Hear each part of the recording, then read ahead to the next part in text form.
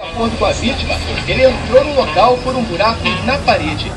O criminoso olha bem, sobe nas estantes para ver o que tem guardado na parte de cima e quando desce, deixa aparecer as partes íntimas. A bermuda está larga, mas logo ele se ajeita. As câmeras registraram também o rosto do bandido e uma tatuagem que ele tem no braço direito. Ele entrou no local várias vezes no fim de semana, tanto na parte da noite como também na madrugada. O comerciante ainda não calculou o prejuízo.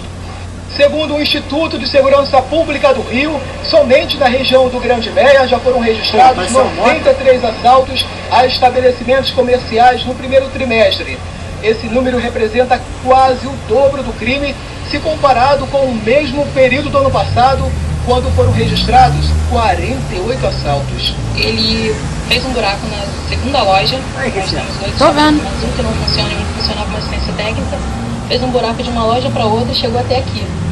Aqui ele conseguiu quebrar com uma marreta pequena, que agora já está até reparado aqui o buraco, e entrou na loja e furtou muitos objetos. Inclusive, a gente não consegue nem calcular, a gente chuta por aí um prejuízo por volta de R$5.000, mais um notebook que era meu pessoal. A loja de eletrodomésticos fica a poucos metros de uma cabine da Polícia Militar. A insegurança preocupa os comerciantes da região. Segurança e impotência pessoal, porque ele entrou em duas lojas, perfurou duas paredes e pelo jeito que ele fez, parecia que ele sabia o que ele estava fazendo. Parece simplesmente um simples criminoso, um simples usuário de crack. Parecia que ele trabalhava na função de pedreiro, não sei. Pelas imagens você vê ele entrando na loja, entendeu? A gente ficou praticamente sem ação perante o que aconteceu. Detalhe, como diz a linguagem das ruas, é bandido pé de chinelo. Pé de chinelo. Porque ele entra, realmente a moça tem toda a razão, ele entra com muita disfarçatez, mas aí, deixa a bermuda cair, a gente tem que tratar isso censurado, para pessoas que ficaram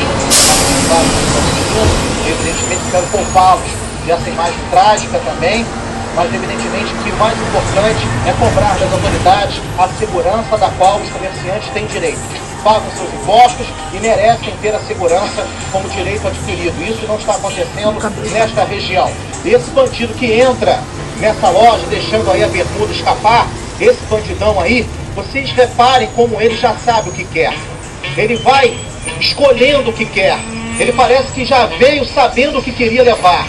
Tanto é que ele não bagunça a loja, ele não sai levando qualquer coisa, ele escolhe, ou seja, é ladrão pé de chinelo sim, mas com alguns requintes de inteligência. Tem alguns relâmpagos de inteligência para saber exatamente o que quer e como levar o produto do roubo. Agora, é impressionante como o crime está alastrado. Eu já falei sobre isso aqui na abertura do programa. Marcelo, por gentileza, corta para mim.